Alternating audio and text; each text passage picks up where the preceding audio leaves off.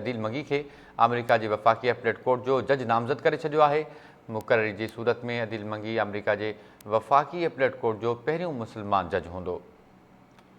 कराची में जनम वठंदड़ अदील मंगी अॻूणे MNA ऐं अॻूणे वफ़ाक़ी वज़ीर अली हसन मंगी जो पोटो आहे।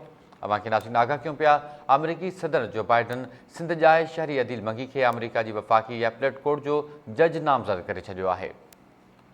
मुक़ररी जी सूरत में अदील मंगी अमेरिका जे वफ़ाक़ी अपीलेट कोर्ट जो पहिरियों मुस्लमान जज हूंदो। कराची में जनम वठंदड़ अदील मंगी अॻूणे MNA ऐं अॻूणे वफ़ाक़ी वज़ीर अली हसन मंगी जो पोटो आहे।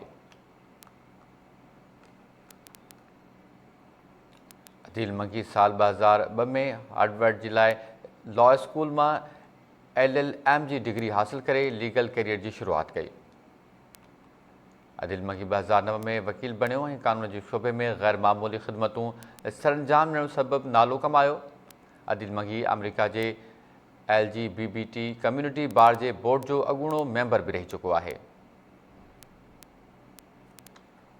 अवांखे नाज़रीन आगाह कयूं पिया, अमरीकी सदर जो बाइडन सिंध जाए शहरी अदील मंगी खे अमेरिका जी वफ़ाक़ी अपीलेट कोर्ट जो जज नामज़द करे छॾियो आहे। मुक़ररी जी सूरत में अदील मंगी अमेरिका जे वफ़ाक़ी अपीलेट कोर्ट जो पहिरियों मुस्लमान जज हूंदो। कराची में जनम वठंदड़ अदील मंगी अॻूणे MNA ऐं अॻूणे वफ़ाक़ी वज़ीर अली हसन मंगी जो पोटो आहे।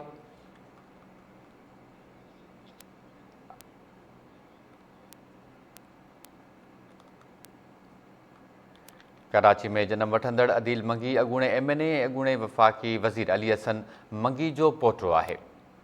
अदील मंगी साल 2010 में हार्वर्ड जे लॉ स्कूल मां LLM जी डिग्री हासिल करे लीगल कैरियर जी शुरूआत कई।